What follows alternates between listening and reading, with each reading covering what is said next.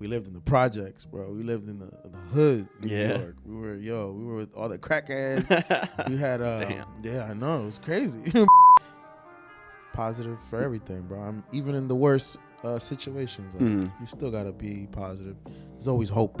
Yeah. Like, that's how I look at it. There's always a hope of something, of light, at the end of the tunnel. Yeah, that's cool. That arena was probably like the most fulfilling thing I've ever felt. Yeah. I was high for like 3 days. Damn. Yeah, bro. Imagine this. I was playing in front of like 8,000 or 9,000 people.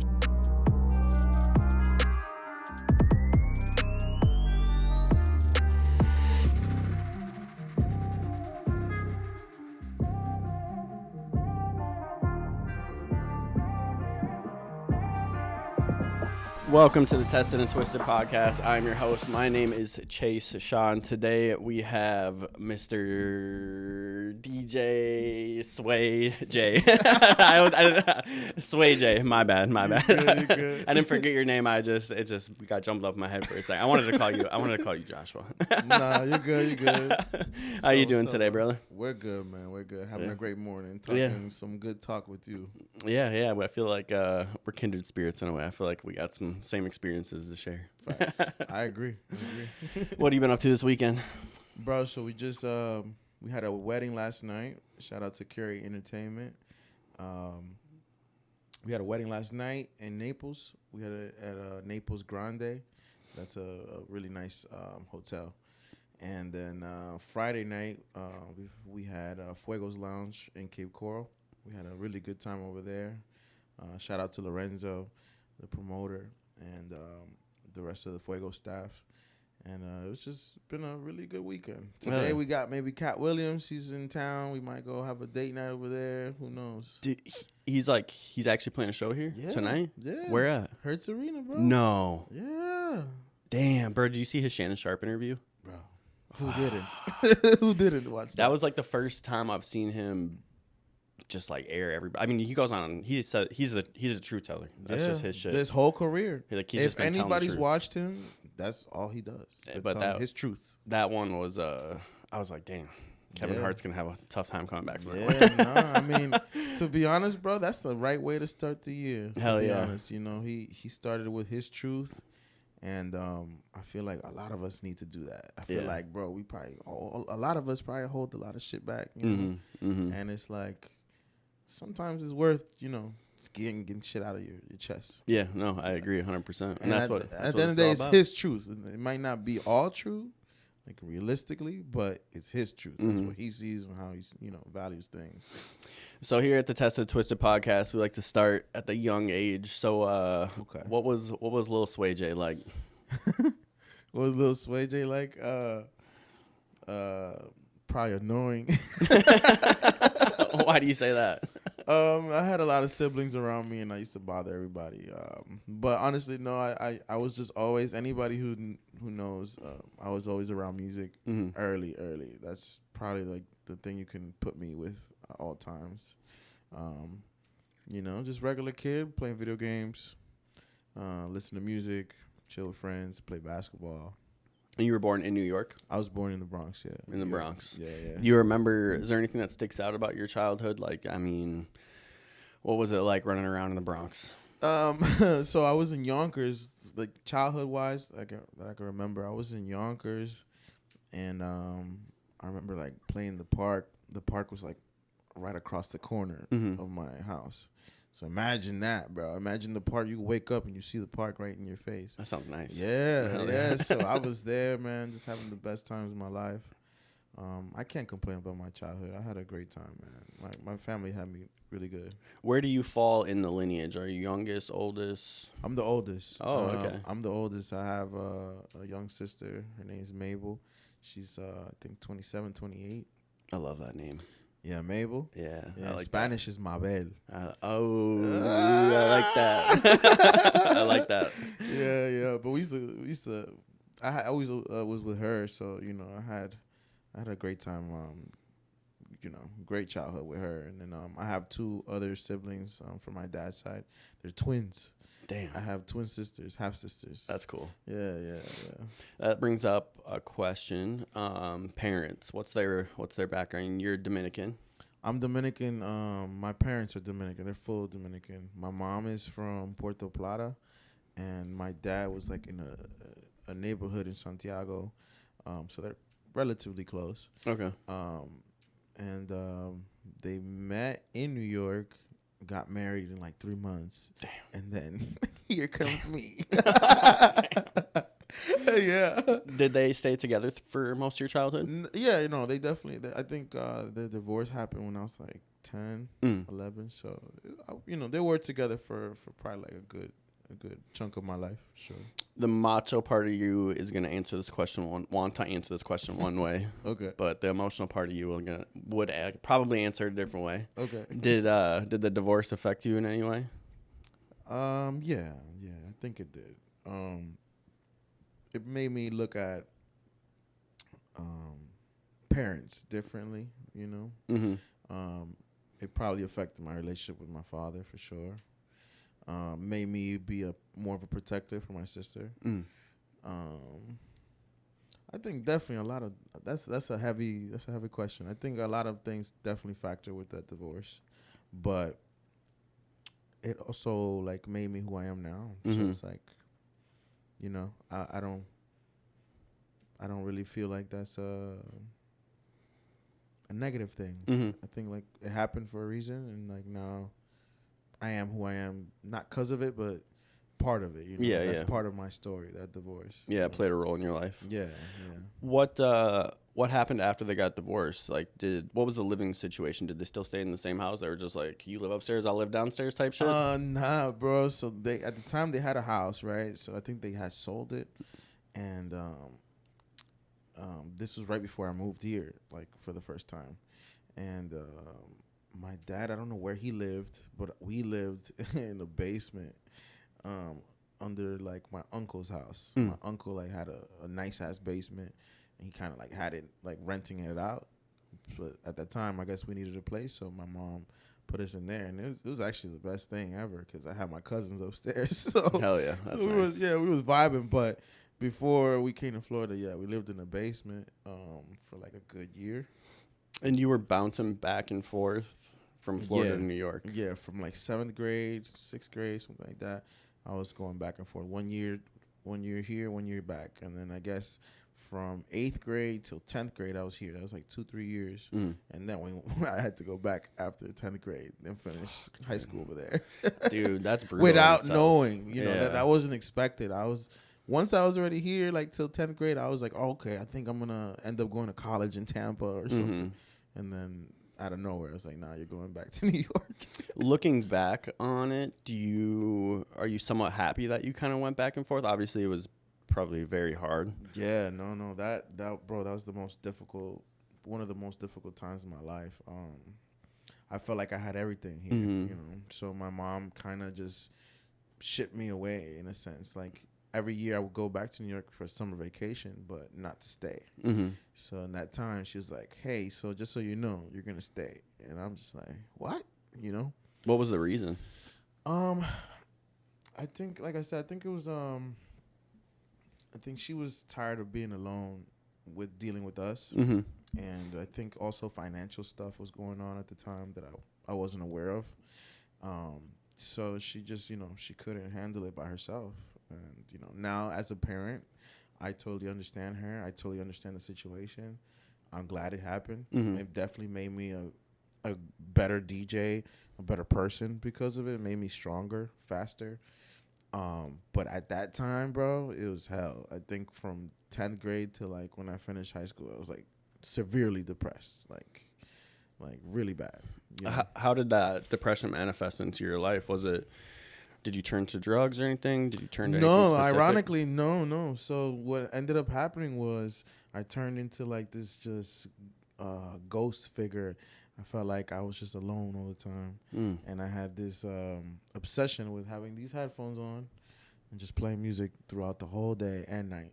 I wouldn't sleep, and then I would have school the next day. I'd go to school, and I'd just be like this, not caring for nothing. go back home and do it all over again. Not talk. I was probably not talking for months. So it was a crazy time, but like I said, it made me a better DJ and a better person because I had to like finally see what darkness was. You know what I'm saying? And that was like my first glimpse of it.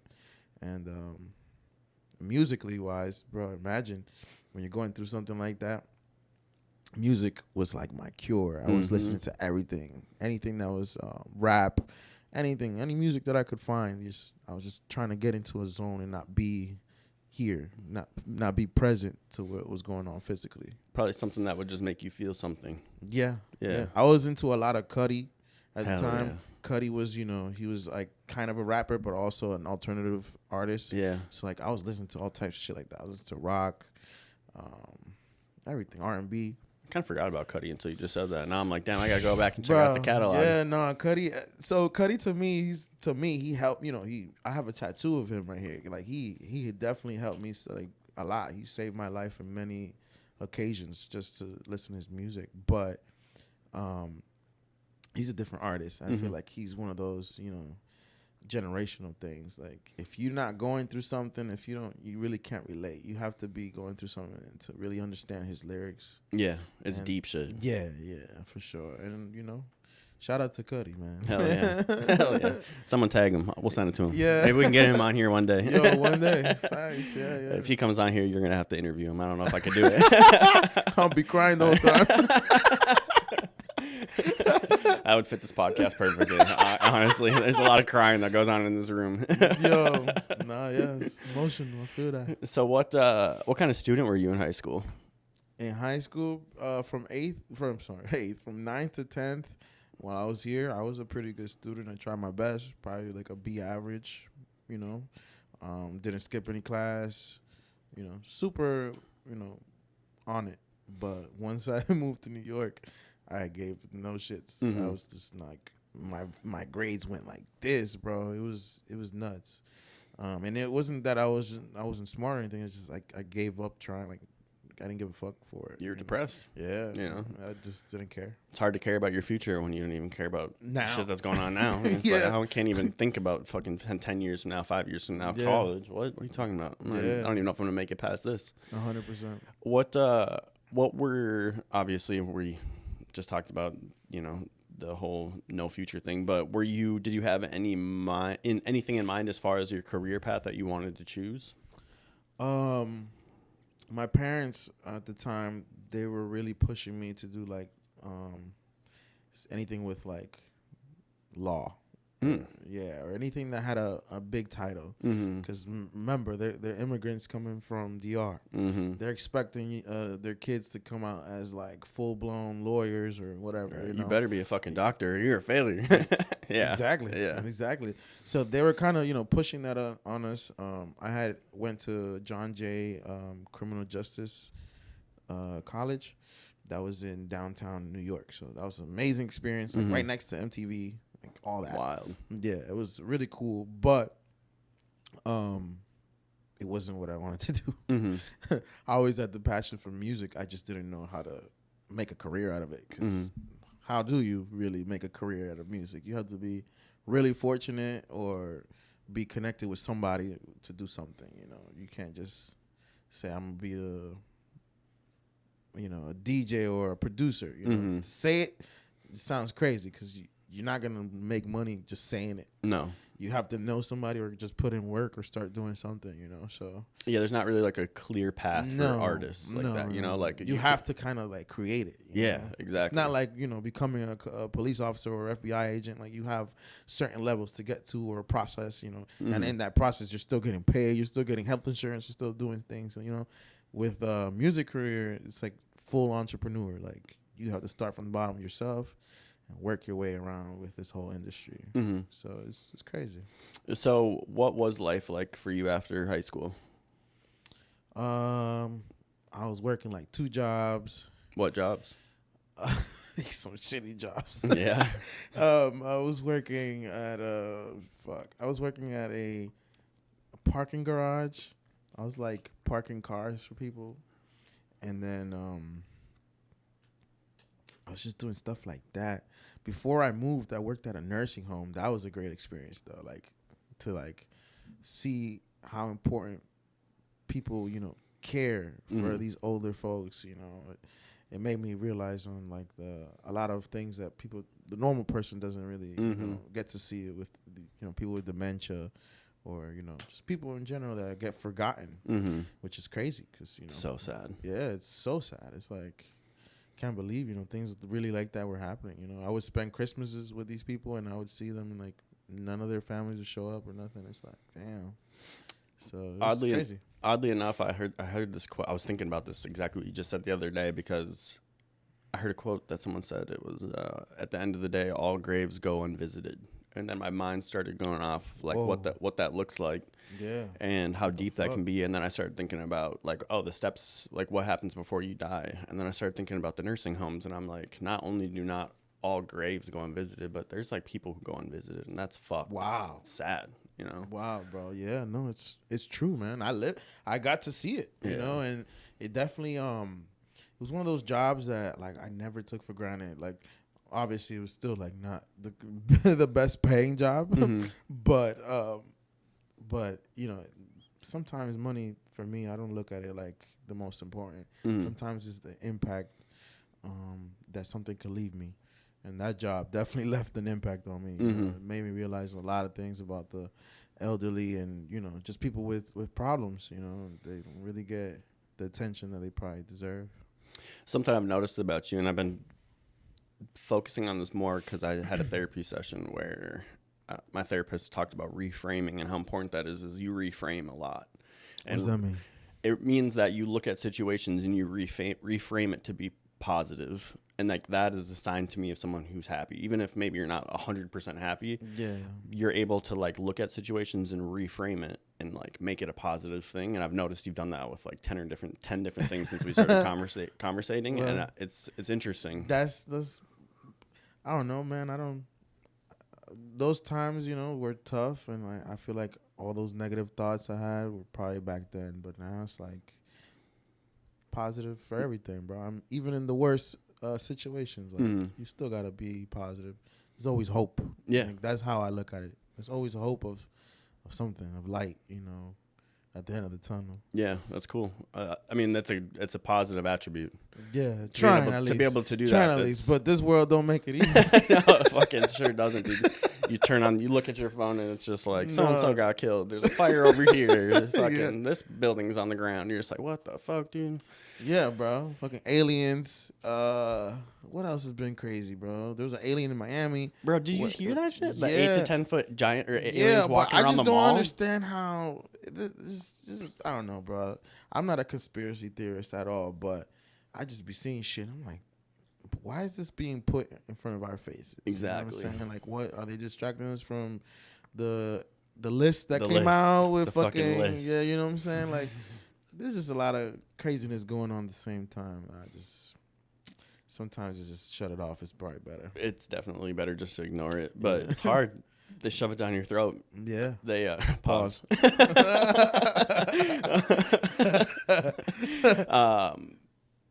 Fuck, I forgot what I was going to say now. Sorry. I'm thinking about aliens and shit.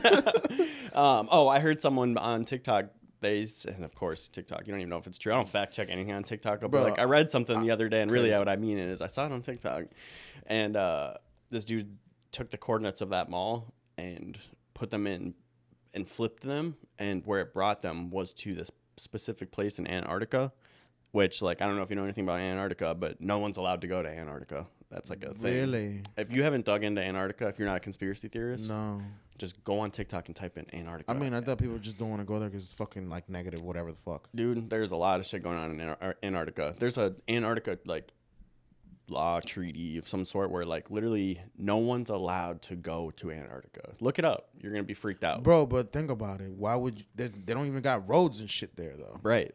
Exactly. Why would people not want you to go there? Like, why would every government agree you can't go there when no one wants to go there? It's almost like, what are they doing down in Antarctica?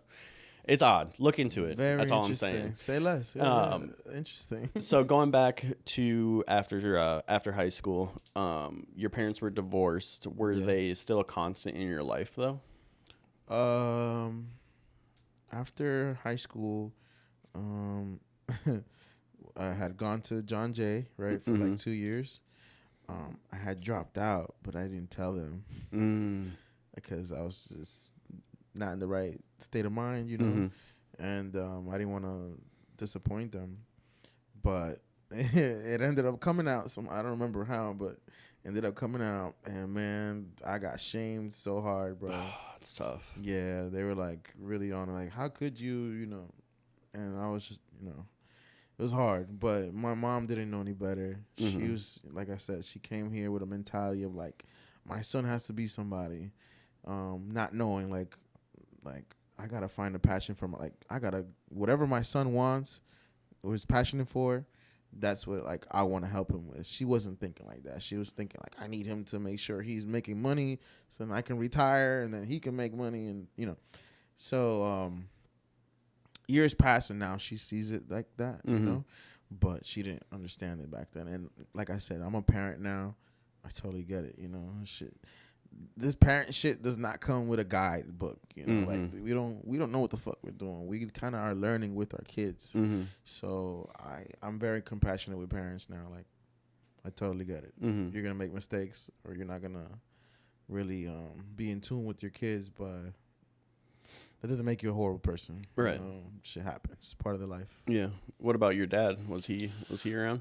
He shamed the shit out of me. He was like, "What the fuck, Christ. Yo? What are you doing?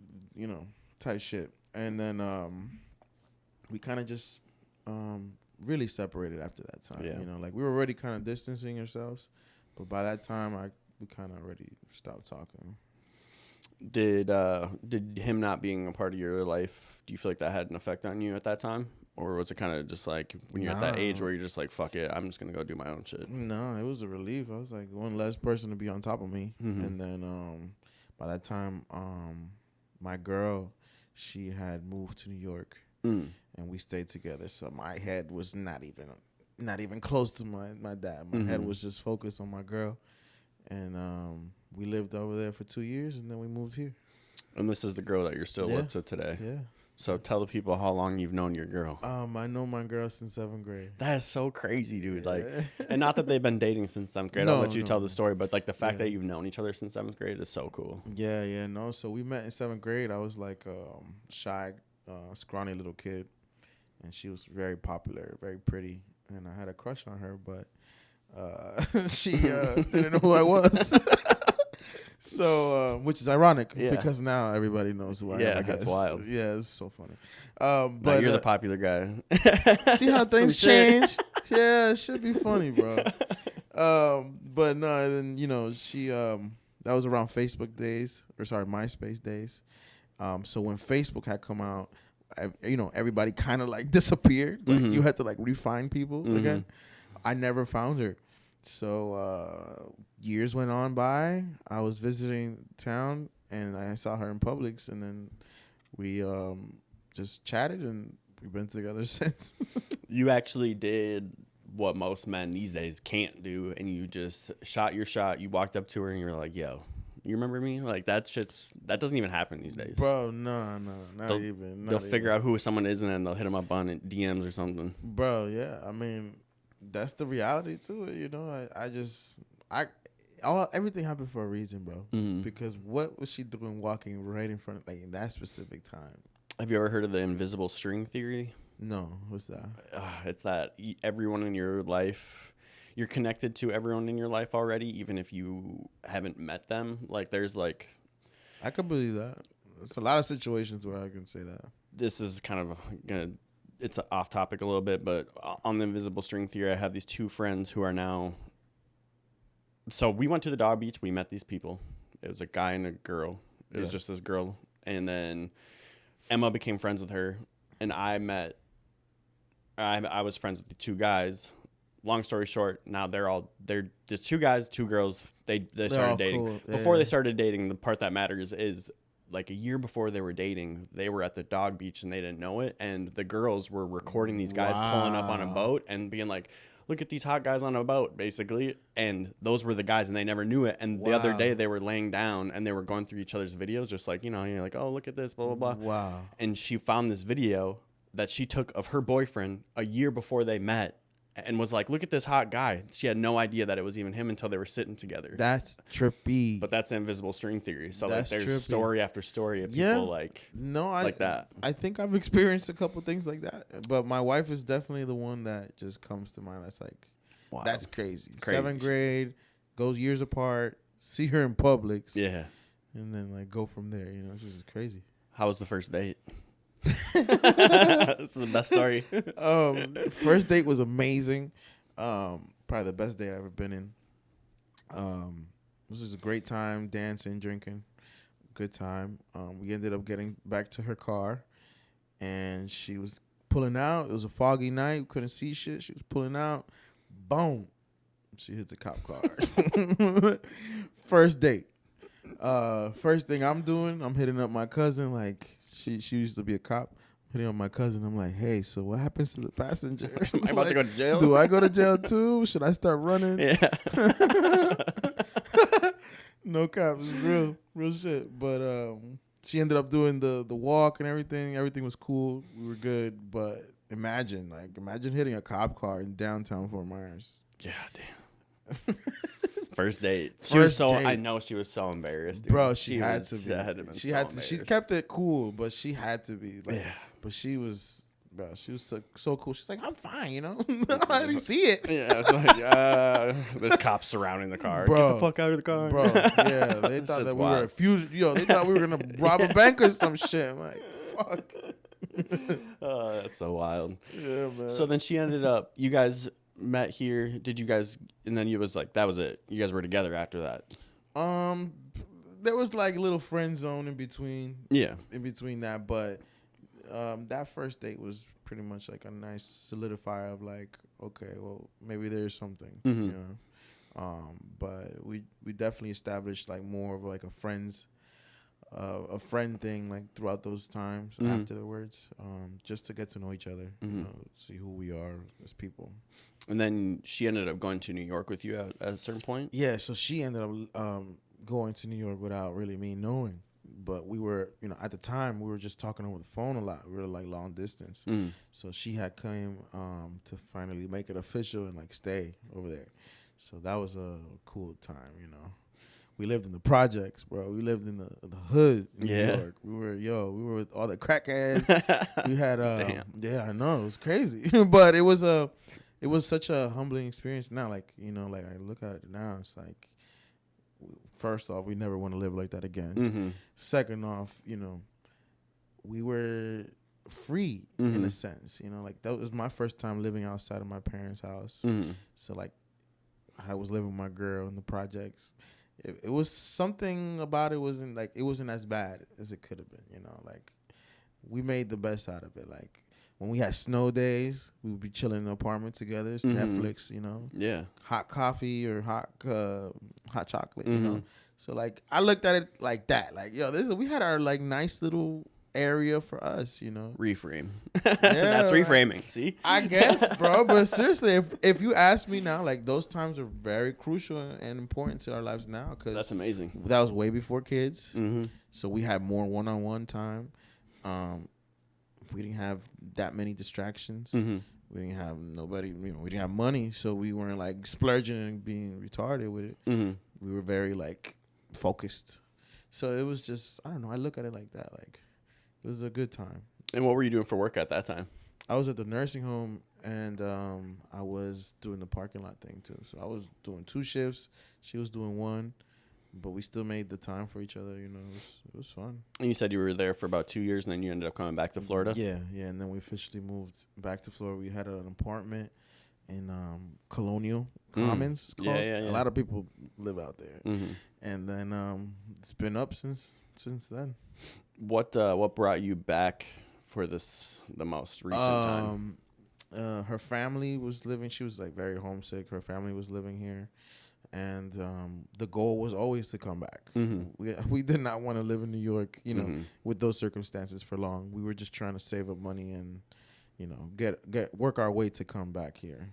So that was always the end goal. But she has family here. I had some cousins here. We missed the sun. We were freezing our asses off in New York, Whenever I hear people move to Florida and then they go back to winter, I'm Yeah. like, bro, what the fuck? No, I couldn't bro. do it. No. I couldn't do it. No. Like, I would rather, dude, I would rather live, I think I would rather live on the streets in Florida rather than go back and live in a fucking mansion in the Midwest during winter, bro. I feel that. I feel that. Bro, and I mean, we're I tell we're that to my blessed. We're family. blessed. I tell that to my family in New York. I'm like, yo, to catch me in New York now, like to live there, not for nothing. I love New York. New York is my city. But I just know for me, it just doesn't. It's not for me. Yeah, like, you need that sun. Yeah, it's just not for me. I need the sun. I need the space. I need no state income tax. There you go. I need no COVID fucking rules. Right, I'm not gonna shut shit down randomly Bro, whenever I want. Snap a imagine finger. that. New York though has its benefits. Obviously, they got food 24/7. The best They food got in the world. bro. Come on, culture everywhere. Nightlife is the best. So there's definitely a bunch of great things, but there's also those defects that just don't align with my life. I'm trying to, ever since I've moved to Florida, I've been very prosperous, and I think it's because of the scenery, the change of scenery as well. And when you even think about it from like a genetic standpoint, your people are not from fucking winter. No, What we're fuck? Caribbeans. Like, bro, But- you're not even supposed to know what snow is. So the thing with Dominicans, man, the thing is that they're like follow the leader type. Yeah. So a lot of people move to New York for work opportunity. You will find work and you will bust your ass to get money. And that's what Dominicans are looking for. They're looking for money. But they don't understand that it comes with a hard ass lifestyle, and they think it's cool, but it's really not, because you're like busting your ass to work 2-3 jobs just to pay rent at a fucking bullshit apartment that's like, smaller than this. You know what I'm saying? It's not worth it. They're paying higher taxes than like a full house that we pay sucks, here. dude. So it's Sad. just like, but they don't see it like that. They're like, oh no, I'm here finally working, making money, because they come from nothing. So, that just tends to happen a lot to my people. They just end up going to New York because all the relatives are there. But Isn't it crazy that it's like this facade of the American dream? Like you can come here and you can do whatever you want. You can work, and it's like you can literally waste your life working. And it's like people are like sold on it. Not that, and I understand that the conditions that they're coming from usually like that, like they just want to work. Like before they didn't even have that opportunity. So it seems like that's like, oh, this is the life. But then it's like you realize like I just spent my whole life working, and that's it.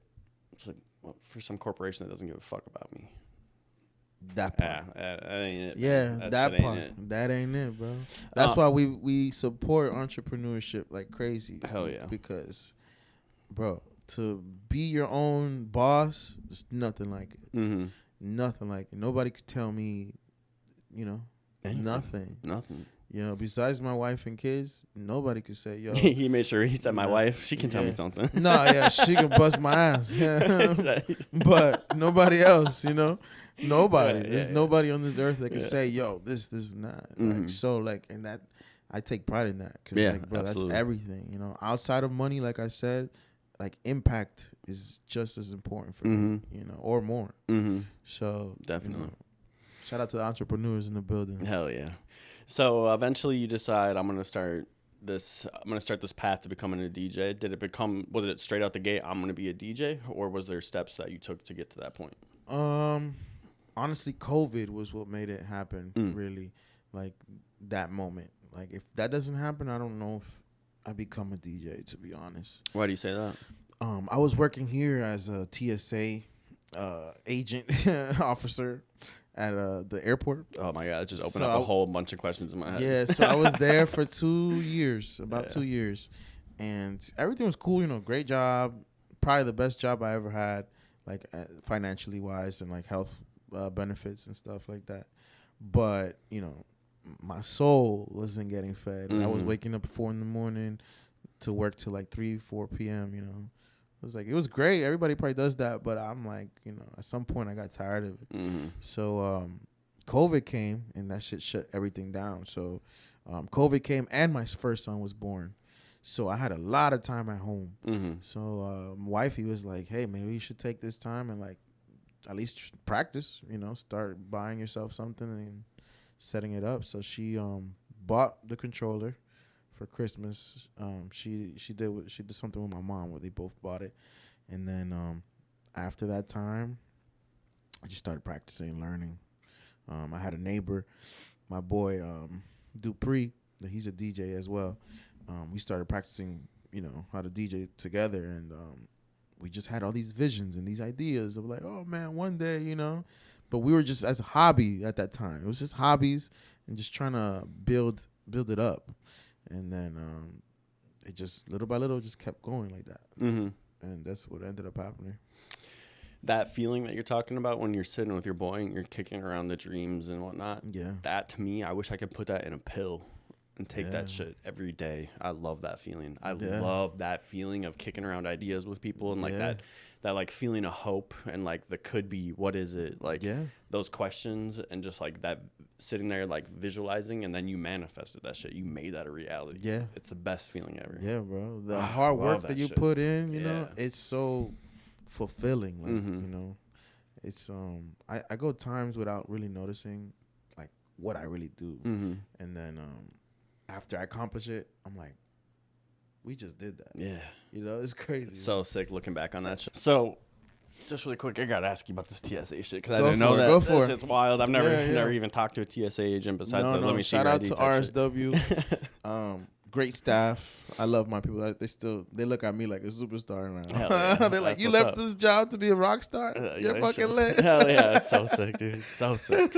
So what were some of the craziest things you saw working as a TSA agent? Like that I saw? Or even heard of, or we're in the vicinity of? Bro, no, it's from things, like random things, bro. You would see grumpy old people from Naples get mad if you had to take off their shoes. Yeah. I see that every time I go to the airport. They're liquid. People will tell everybody, please take out any liquids in your bags. People still don't take it out and then get mad when we pull their bags. I seen Deion Sanders walk by a couple times. Damn, that's sick. Yeah, it's just cool things. You get to see some cool things and witness some shitty things sometimes. We got the morning shift sometimes, so like you get to see people really who they are at this time. Yeah, like there's some grumpy ass motherfuckers in Florida. They just so not bougie. They're so they feel so like entitled. They think that, because it's fucking 5 in the morning that we're supposed to just do everything for them. It's like, no, bro. Grown ass person. Yep. Go get your shit. What was the length, or how long did you work there? I was there for like a good 2 years, man. 2 years. And then do you get any benefits outside of, like, obviously you're a government worker, so I'm sure you get like the benefits. But did you guys get like discounts on flights and shit like that? Nah, so the flights is more of an airline thing. So we don't really have anything connected with them. We would be considered just, like you said, a government job. But whenever they had government shutdowns, we wouldn't get paid, That would suck. Yeah. We're like the lowest of the low when it comes to the government. What's it called? Like the levels of the government regime, I guess. Yeah. We're like in the bottom totem pole. Yeah, I got you. Like when it comes to that, then there's ICE, and then there goes like the FBI and secret agents and stuff like that. So imagine like TSA. It's like. But I know you at least met one super cop TSA agent in your time. Oh, bro, where they think there's something fucking special. They're over here yelling at orders at people and shit. You're saying it. No, yeah, there was some supervisors that they thought, they really took that shit super serious. And it is a really serious job because our goal is to prevent from any shit happening like 9/11. Right. So I respect any TSA agent that's really going into the work like with that state of mind. Like, definitely. Hey, we're going to, our job is to protect people. But there is some people that take it to an extreme level. It's like, come on, dude, this is also just a job. Right. It's not your life. Mm-hmm. You cannot live and breathe TSA. Right, this know? motherfucker's he's shining his badge in the morning and shit. And Yeah, I can't, and I try to stay away from people like that. I was more with the crowd that was like my age group, and we were still talking about shit outside of work, because that's how you live. You can't just talk, government, government business. Your bombings and planes and shit. We can't just be thinking like that all the time. It's just crazy. Drugs coming through the TSA lines, is that common? I suppose maybe not coming out of Fort Myers all that much, but I mean maybe though. Actually, now I think about it. I don't know if I'm allowed to talk about that. Oh, I suppose. The FBI is gonna become taking this podcast. Not even that. I just don't want to give away secrets and shit. I gotta keep that on the low. I understand. I have flown with drugs. I don't need to be telling you, or I don't have any secrets. I did fly with drugs multiple times. Okay. You want to hear my trick? Yeah.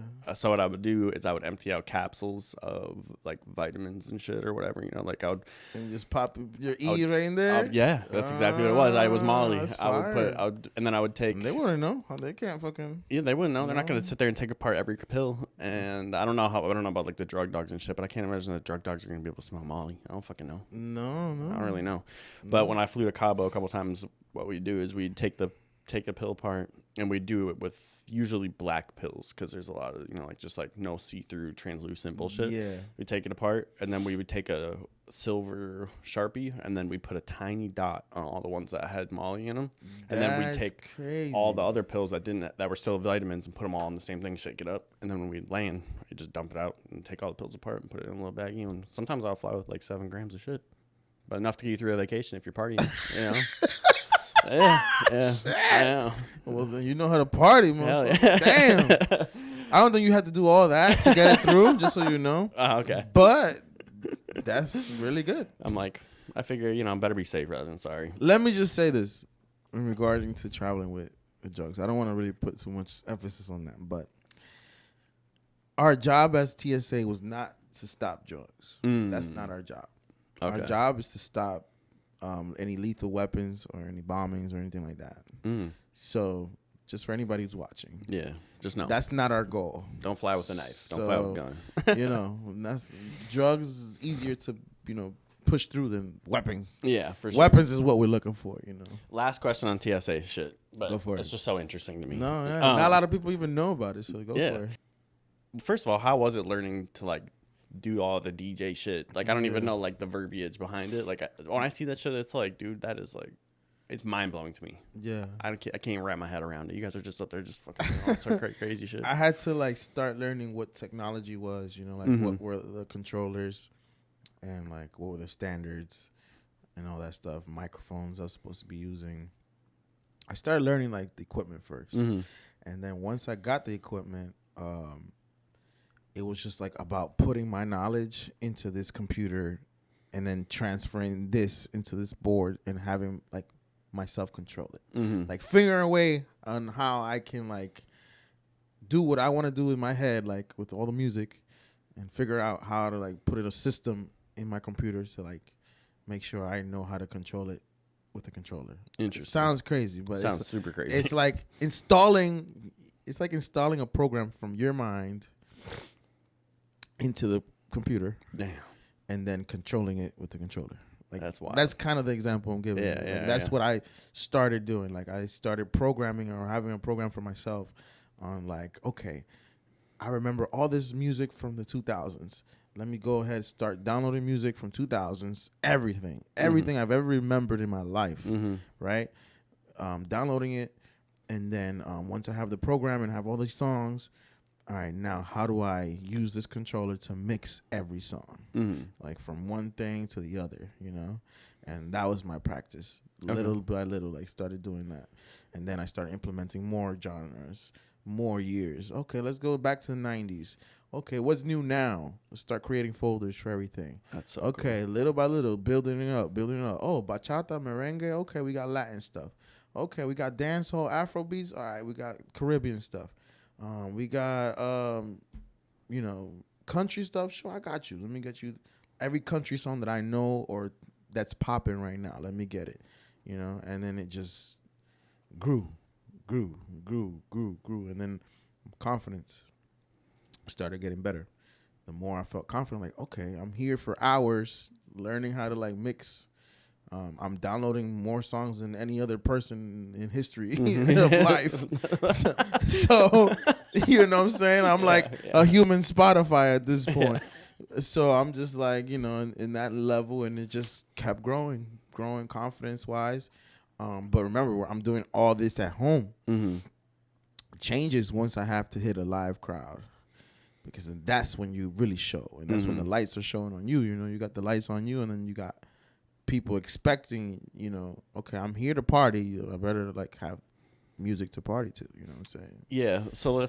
So then that's where it's like, okay, now I gotta adjust now to live shit. Yeah, because you're looking at the crowd. And it's Yeah. like if When I was doing it at home, I was just doing Instagram live. Yeah. Like that's like a couple people. You got 10 to 15 people watching you on your phone.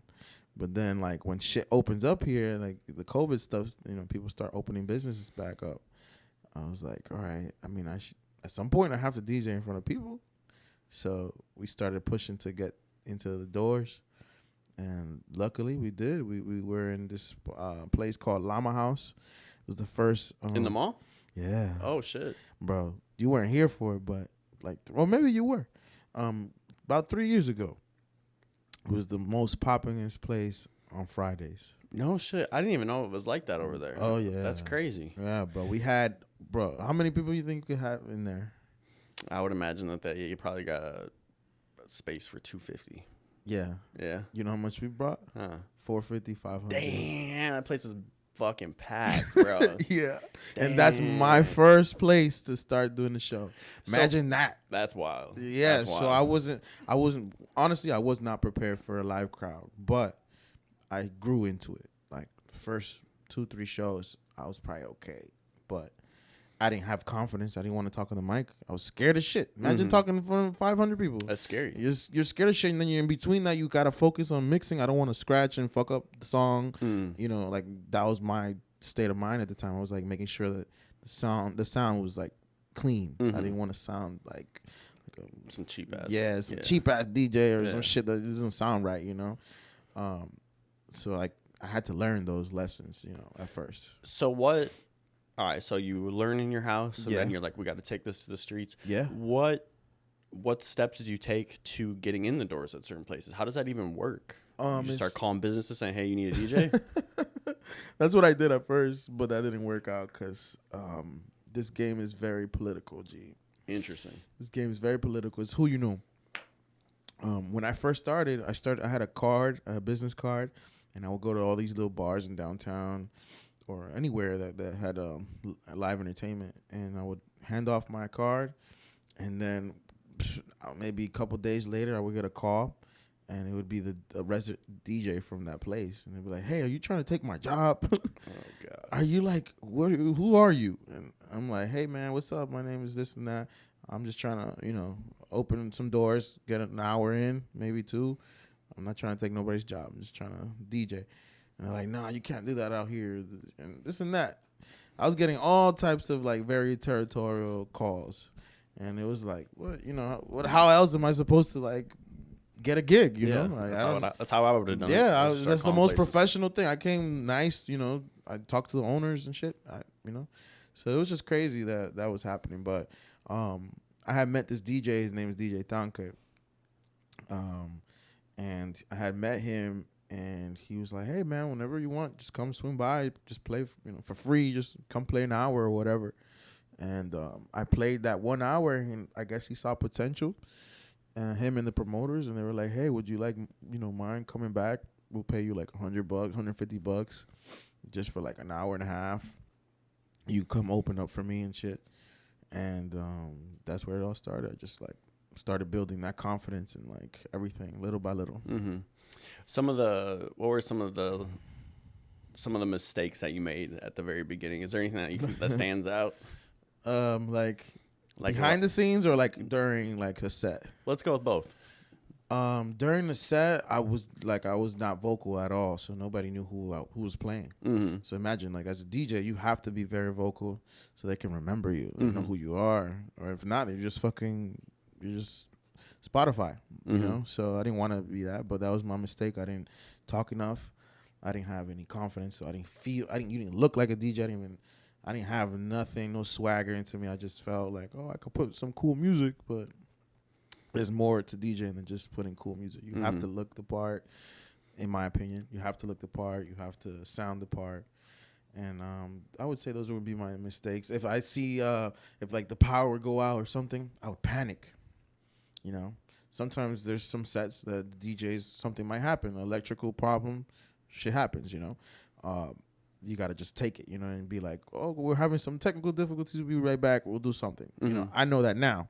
At the time, oh my God, if a wire, bro, if a wire went away or if my shit froze, I'd freak the fuck out and like panic and as a DJ, you gotta at least look the part that you're cool, like calm and collected. Like, hey, no, we're just fixing it. You know what I'm saying? But at the time, bro, anxiety. You know, I suffer from anxiety, so like when shit like that would happen, I would freak out and like be hiding, shit like that. Well, when you think about it, you're the most important part of the party, right? You're the most important part. You're the vibe. You would think really that, are. Right? You know, like you have to make sure that everybody's feeling good, and the only way to do that is to play good music. We've all been to a place where the DJ is trash, and you're like, this fucking sucks. That makes me leave. Yeah. I leave places like that. Me like too. I don't stick around to see if they get better. I'm just like, Me too. We've listened to 10 minutes. This shit's trash. We're leaving. That was one of the inspirations too when I moved out here. There's too many of that shit going on. I would go to a place. I'm like, yo, why is this music so? You know, if I was a DJ, I know I'd be. It came to that. So then I was like, you know what? Let me put my money where my mouth is, because like I was getting tired of like going out to places and I couldn't have fun just strictly because of music. Right. And I'm like, all right, let's switch this shit up. We're gonna have to do it ourselves. Hell yeah. That's sick. I like that. Yeah. So how often were you working once you first got started? Bro, so I was still doing my shift at TSA. So I would end Llama House at 2.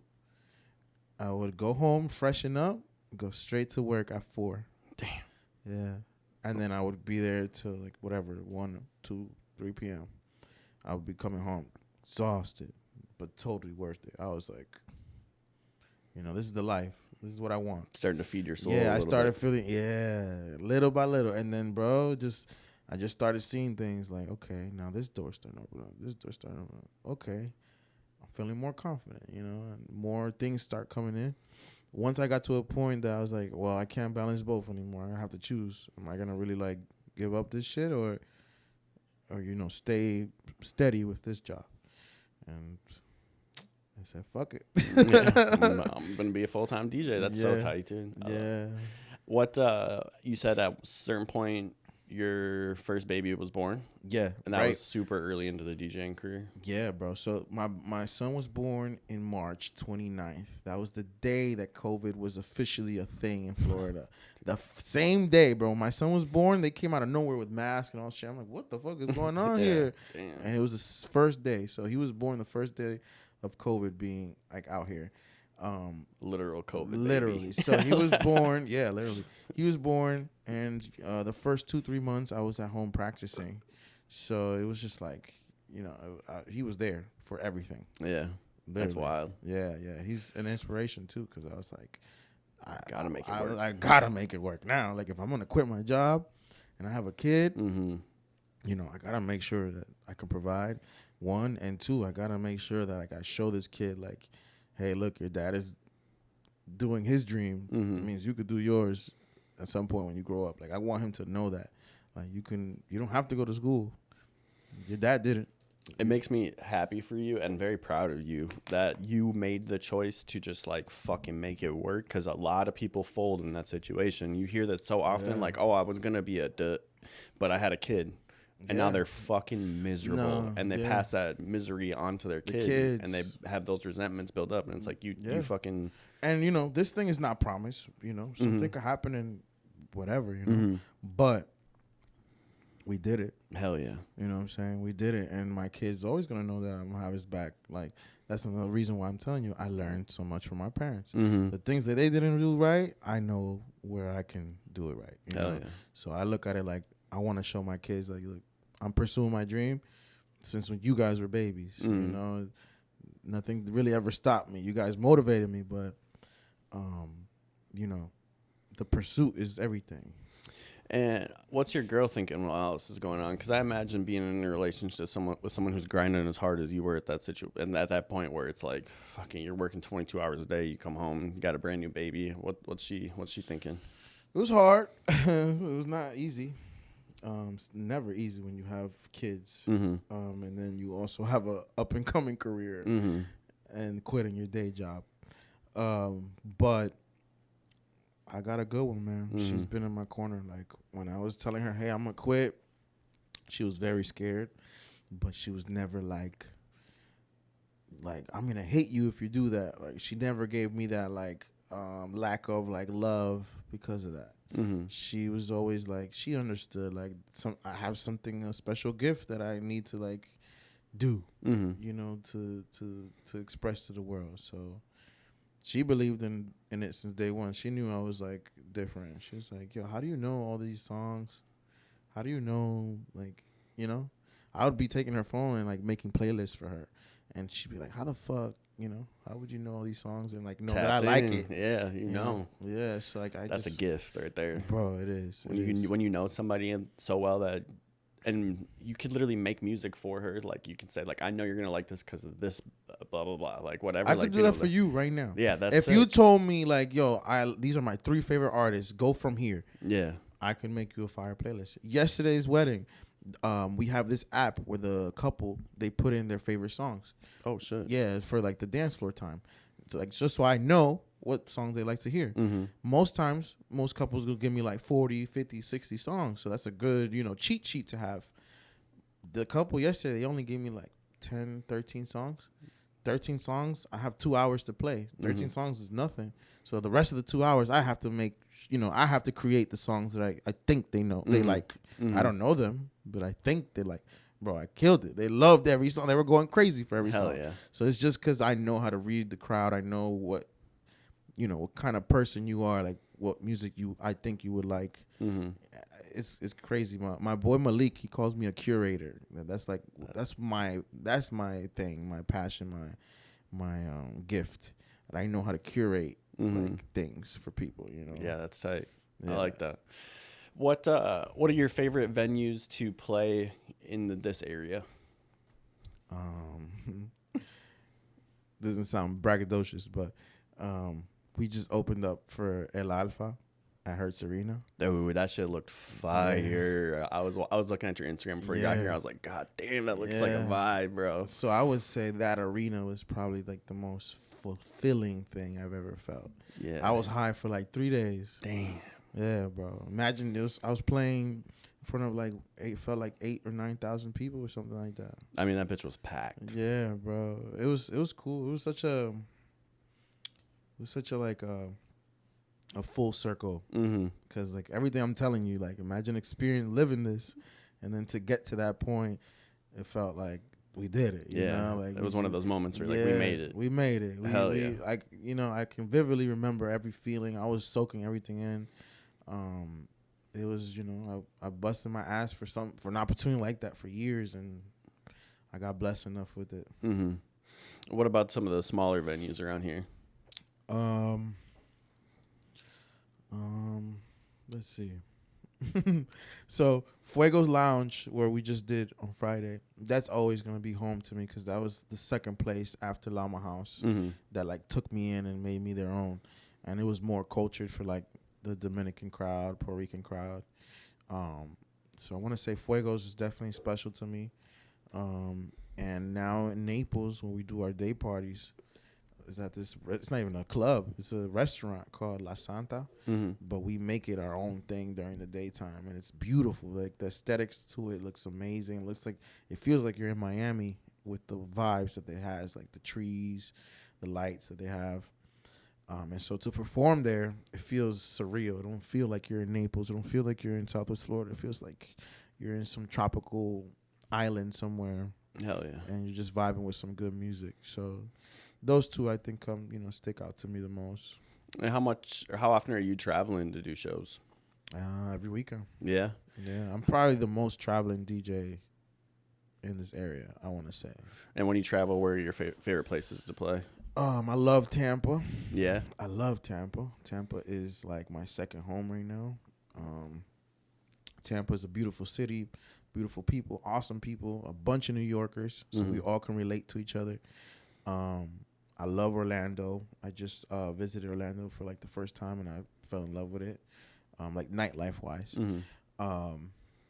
Miami obviously is always a go-to, but the thing with Miami is it's kind of oversaturated. Yeah, that's exactly the word that went to my head as soon as you said Miami was saturated. Yeah, it's just too. It's like New York part 2, and like the same thing we talked about. You know, like I can't live in an area like that, like not at all.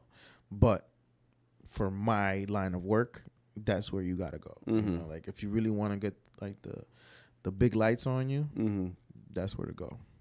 But I'm working my way there. I'm like traveling everywhere else, so then everywhere else knows me first. So then when I go to Miami, it's like, oh, they know. Yeah, you know? yeah. Like that's the goal. What are the worst shows that you've played? What's worse? What's considered worse? So let's go with what would you consider your worst performance first, and why? Man, it's been a while. Shit. That's a good thing. You Yeah. can't think of your worst performance. I mean, some people got some stories that really stand out. Yeah, no, I would love for the people to tell me what they think. I don't know. My worst performance. And I mean, this could be factors unrelated to yourself, such as, you know, electricity issues, like the whole bitch got shut down, fires, fights. Okay, then let's say for electricity purposes, we did a party in Babcock Ranch. I don't know if you know where that is. That's just like its own self-sufficient community right here, like close to North Fort Myers. Beautiful place, awesome place. If you haven't gone there, you should definitely check it out and see what's it about. But we did a show at a restaurant, and we had a lot of power, so the lights and shit kept going off. They went off maybe like 3-4 times. Personally, when things like that goes on, like we have a team, right? You know, so we have people helping us out, we do shit. Things just felt like out of place that day, and I'm kind of like a perfectionist. So that show to me was very like and it was great, you know, great vibes, everything was great. But personally, like I took it like, man, this could have been better. This could have been here. It's very frustrating. Yeah, like why did this happen? Like, you know, who wasn't, you know, on this, you know. Yeah. Who do I gotta slap upside the head? not even. But yeah, it was just like a lot of things went kind of wrong technically. Yeah. So that I would say that. Yeah.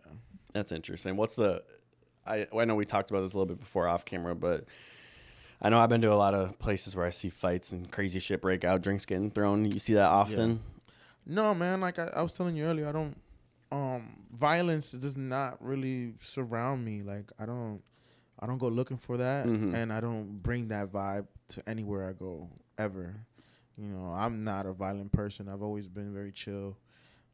So like I don't expect that to be around me. You know, if I have you around me, it's because you kind of are like similar to what I bring. You know, so I think I've been fortunate enough that there's really hasn't been too many fights. If there is fights, like I say, it's probably after, you know, shit. You know, everybody's drinking.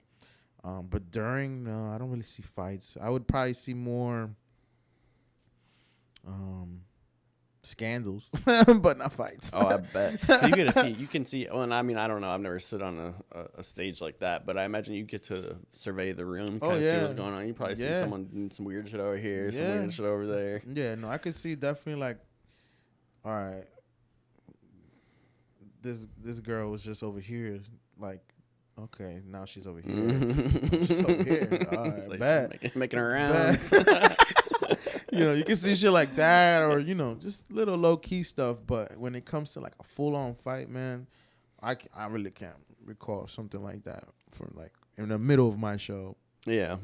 And like the music that we put out, bro, it's just not meant for that. Yeah. The music we put out is very it's island vibes. It's good feel vibes. It's like a mixture of everything, you know. It's meant for the ladies mostly. Most of my shows are meant for girls. It's not meant for like guys to come in and thinking of the shit. Nah, not really. Nah, this one is for the girls to like, you know, have a good time, and then for the guys to spend money on the girls. It's interesting that you said. I was getting ready for this podcast. I was watching podcasts with other DJs, Yeah. and I heard that was one of the things I heard often was like, if you make sure that the girls have a good time, Bro, everybody has a good time. of course. Yeah, and I'm like, oh shit, I never thought about that. That's Bro, actually a solid play. The main reason why fellas even go out is to see girls. That's so it. like, if the girls are having a good time, they're like dancing, they're feeling loose, you know, they're talking to you, they're singing or whatever.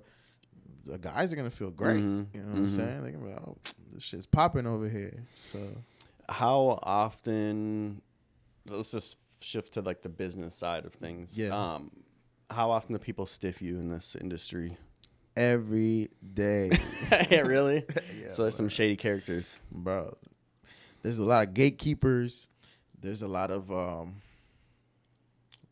just hate, I guess. I don't know. I honestly don't know. But there's a lot of shady shit going on. It's sad, but it doesn't stop us from doing what we got to do. And at the end of the day, we are very blessed because, you know, somebody might have control of like a venue or something, but not that I have control of people, but people are following me, not the venue. So like I've been fortunate enough where like anywhere I go, people are going to go, you know. What's your favorite type of music to play? To play, I like things that's like upbeat and stuff that like everybody could dance to. That's my thing. Like personally for a nightlife thing, but like in my car, I like trap. I like listening to some bang. Like I like to hear like the bass go boom, boom. Like you know, like that's for me. That's my thing. Like morning, nighttime, it just makes me feel cool.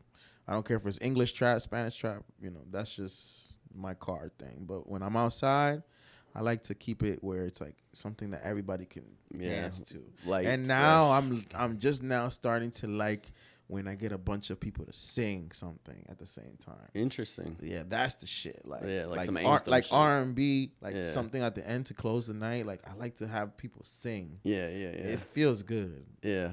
You know That's what I'm interesting. saying? Yeah. Why do you think that there's a correlation between your childhood and the career path you chose? I know you mentioned when you were younger that you went unseen, and maybe I'm putting words in your mouth, but felt like that's what you were trying to say. Yeah, for sure. You were unseen, unheard in a lot of situations. Yeah. And now you're the most seen, the most heard. Yeah. You think there's a correlation then? I don't think purposely I don't think I was trying to do that at all. But it just ended up like God was just putting his fingers for that to happen. That's kind of how I look at it, you know. Interesting. But I definitely was not purposely. I never thought it would happen, bro. Honestly, I still don't even really believe. I still kind of like, you know, I'm in my own bubble. I don't really try to overhype myself. I just, you know, I don't even hype myself at all. The people, they come up to me and tell me all these things. And I just, you know, I'm very blessed, very fortunate that people just are sticking by me because I'm just playing music. Yeah.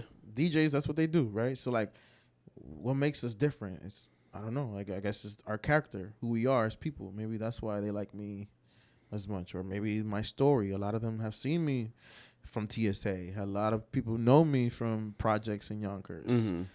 You know, so maybe from them seeing like, oh, this kid was nothing to now doing Hertz Arena, it could, I guess, get more attention or something. Yeah, no, for sure. It's cool to see how you don't.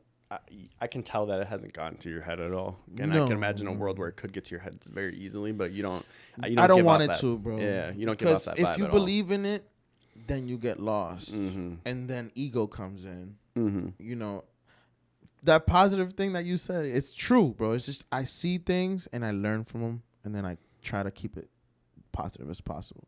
So it's just like I've seen people go crazy for this shit. I can see how people can go crazy.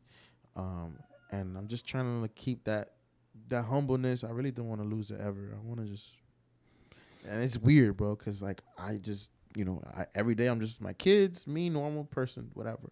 But when I see somebody outside, it's like they want to take pictures with me now, and I'm just like, great, this is, of course, but I'm just like, why? Yeah, it's got to be a trip. Yeah, it's so weird, bro. It's very weird, but part of the job now. What's your 5-year plan specifically with your career choice? In 5 years, I want to say I'm either owning a record label or I'm part of a record label. Festivals, Lord willing, or or traveling the world doing this, Mm-hmm. either with an artist or just on my own. I think those are like the paths that I like kind of opening up that I think is gonna happen. What's the end goal? I mean, obviously you just mentioned that, but like, is the end goal a record label for you? I don't see it like that, but I think the end goal for me is to be like financially stable with my career, like, and my house. So Mm-hmm. like, or my home. Sorry. What I'm trying to say is like, I want to be financially stable to maintain the lifestyle of DJing, because Mm-hmm. I do put in a lot of money back into it. Mm-hmm.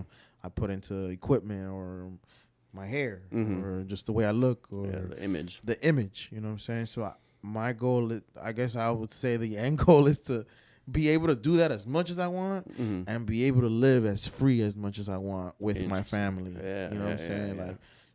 Like, oh, we could take trip. Oh, okay, yeah, let's take a trip. Whatever. Mm-hmm. You know what I'm saying? Like, that's the end goal. I don't have a real, if I get signed somewhere, amazing, Mm-hmm. great, but that's not the end goal. The end goal is to be free at all times. Mm-hmm. And signing to somebody, entrepreneurship, I'd rather be the one signing people instead of me signing somebody. So, that's kind of the end goal for me, just to live free and feel free, not feel restraint. That's for me, Going off like the record label aspect, have you dabbled with producing, like making beats and? So funny you say that. I never got into that, just because I have a lot of friends that are producers or engineers, and they spend hours in the studio, and I do not have the patience to just like listen to the same beat over and over and over. It's very like, I've done it. I've been there, just heard all these songs, and I'm just like, man, how do people just stay in here for hours and do this? So it's just physically, it's not meant for me. I don't think I can do it, but it doesn't stop me from trying. I think at some point I will be dropping music. How? I think like it's gonna be like the Khaled way, where I just either pick a producer or somebody to work with, make some beats, and at some point, all the artists that I'm around with, I'm just gonna get them into a room, create something, and I think it's heading towards that way. Yeah. That's what it's looking like. Yeah, fortunately, like I'm blessed to say that. Not a lot of people can say that, but again, that's not my goal. Like that's not something that I do, but it's looking like it's presenting but itself it's to you. it's coming to like flourishing to me, right? I'm like, okay, well, I think we're gonna have to pull that trigger at some point. Do you see yourself living? Is this home now? You see yourself living here forever? It's a great question. So look, man, I love Southwest Florida. I want to be one of the pillars here. I want to be one of the milestones. I want to be the next Deion Sanders, bro. Hell yeah. I want to be the most impactful person here with the nightlife industry. We obviously got to make money, but that's, again, impact. Impact. That's what I'm looking for. And this is home. It's always going to be home. But there are opportunities that are coming about that are going to have to force me at some point. I don't know when, but at some point to move, just because I got to, God's opening these doors, and I can't do them living here. Yeah. There's some things too. And like the political thing that we talking about too. Like there's not enough opportunities for me to like survive here as much. There's not that many venues. I've done everything. I've done arena. I've done every club from Naples to Cape Coral. Like, what else is there to do? Yeah, I feel like once you say you did Hertz Arena, it's kind of like, all right, now what? Yeah, like, yeah. No, honestly, I actually been talking to my friends about this lately. I'm like, what is next? Like, how do I top this? Last summer we went crazy all summer, and then we topped the year off with Hertz. We just did that in December, so it's like we just did a crazy 2023. It's like now we looking at 2024. It's like, what do we do? Like outside of bringing in an artist or somebody, what more can I do, like physically? So it's getting to a point like that. But Southwest Florida will always be my home, and I don't see not playing here. I just don't know, for moving wise, like living at some point, I think I might have to like live somewhere bigger. Yeah. But again, not New York City. Like I don't need to be in New York City. That's a little too much. I don't need to do that. But somewhere in Florida, maybe in the near future. Hell yeah, that's awesome. Yeah. So as far as the music industry, who are some people that you look up to in the music industry? In the music industry, outside of the city, right, or just in general? Let's start with around here, and then we'll work our way out. Okay, so around here, I'm heavily inspired by Malik. Mm-hmm. He's the owner of Curate Entertainment. Curate Entertainment is like the biggest wedding company in all of Florida, maybe all of the U.S. at this point. And you're tapped in with them? Yes. Okay. Yes, very fortunate. I became a more of a professional through just being with them, just learning so many things, and very fortunate to know Malik. Really cool guy and just smart guy. I like to be in the room with the smartest people. Like, if I'm the smartest person in the room, I'm in the wrong room. I always say that. So I'm like, I love being around smarter people than me, so I can just pick their brains. Yeah. So Malik would be definitely top guy. Who else do I look up to? Anybody who's just trying to strive for their dream like me. Honestly, I support a lot of people. A lot of DJs out here don't really get enough shine, and I try my best to like get that shine on them. Like, because shit's hard out here, and not many people give opportunities, and whenever I can, I do. So I'm inspired by a lot of people, a lot of DJs here. Yeah, man. So as far as like the bigger scope, who are some of the people you look up to in the music industry? Bigger scope, man. I'm tapped in right now. It sounds crazy, but I'm tapped in right now with Bad Bunny's, one of Bad Bunny's producers. His name is Phantom, and we just recently met, probably like maybe a couple months ago.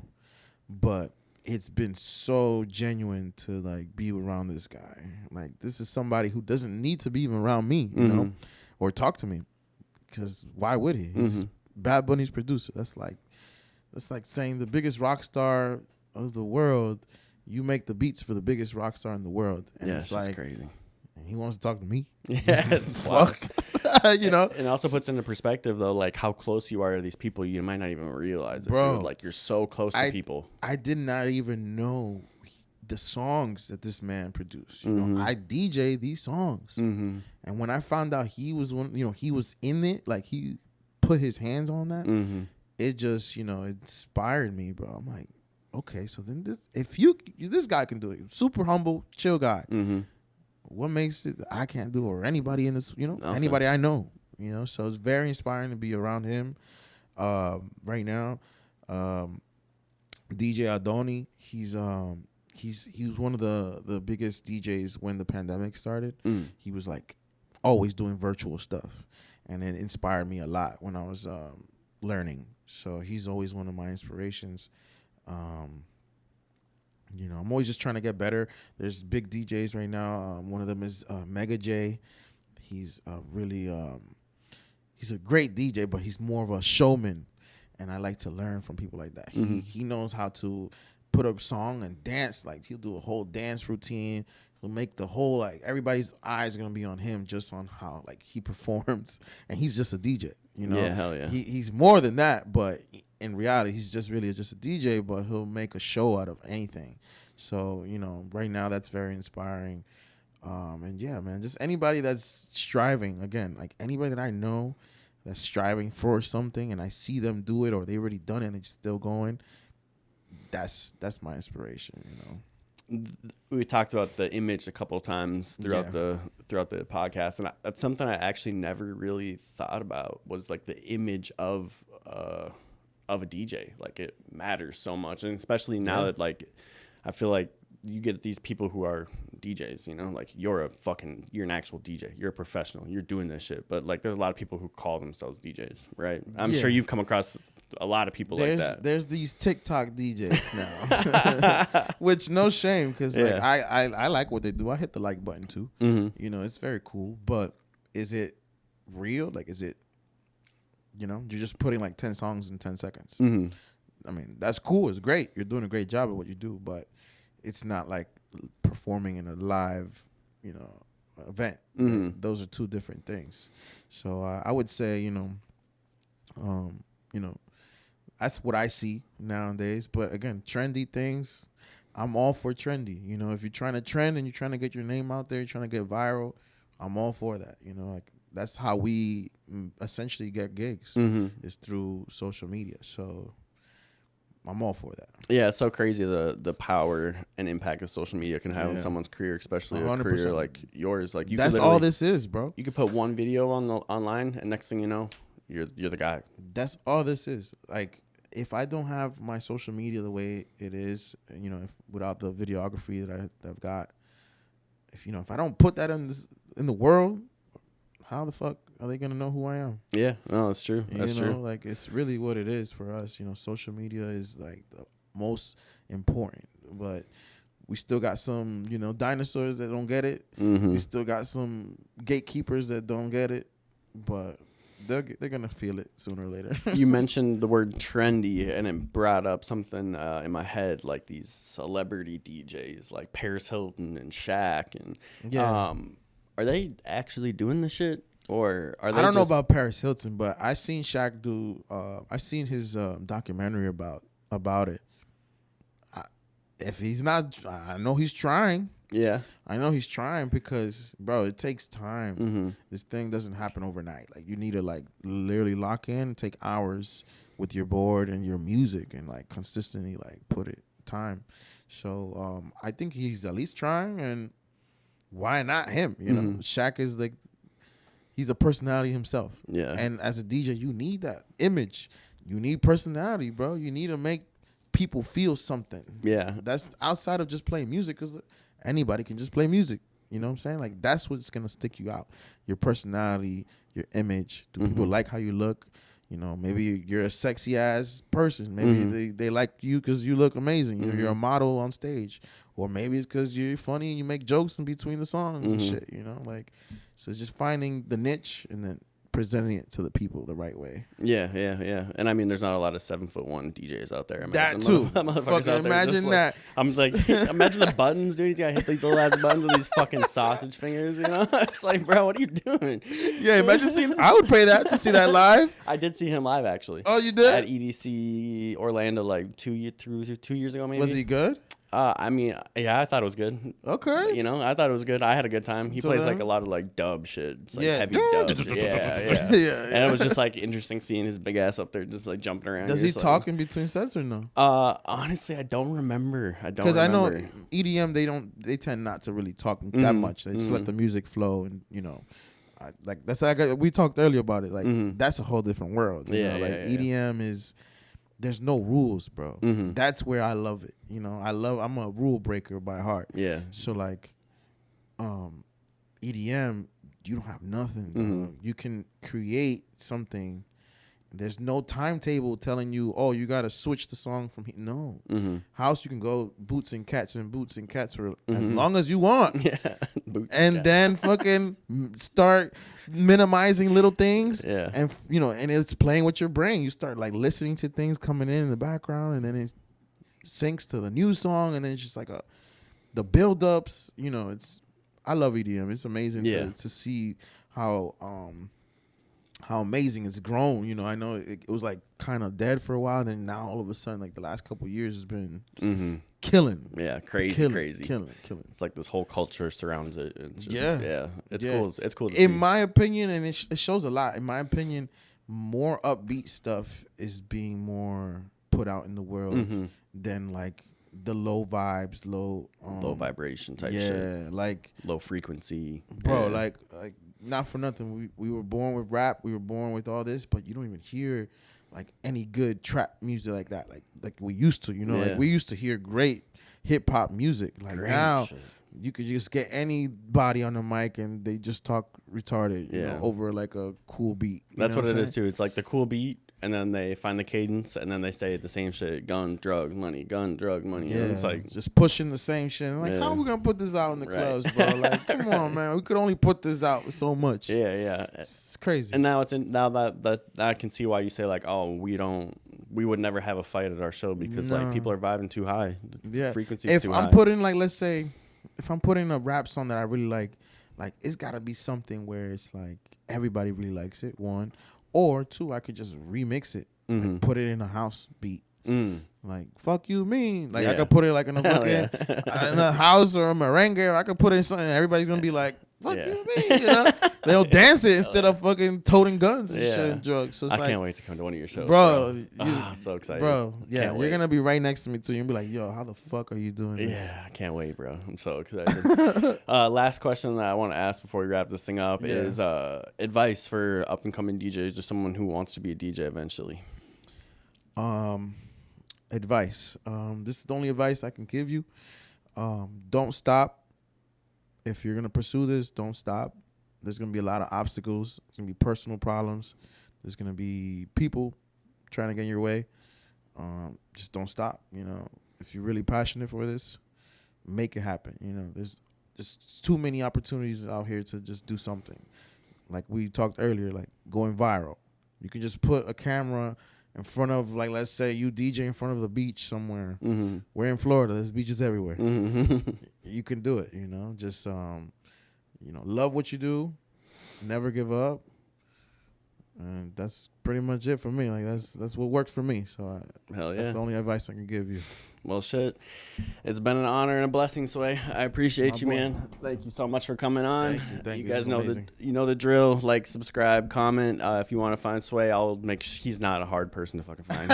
He's all over the internet. He's all over the internet. But You wild. I'll link all your stuff. Make sure that people can find you if they got questions for you. I'm Thank sure you. they'll be hitting you up and whatnot. So thanks Yeah. for coming on, man. I Thank you, bro. appreciate it. Take Appreciate it easy, it. guys.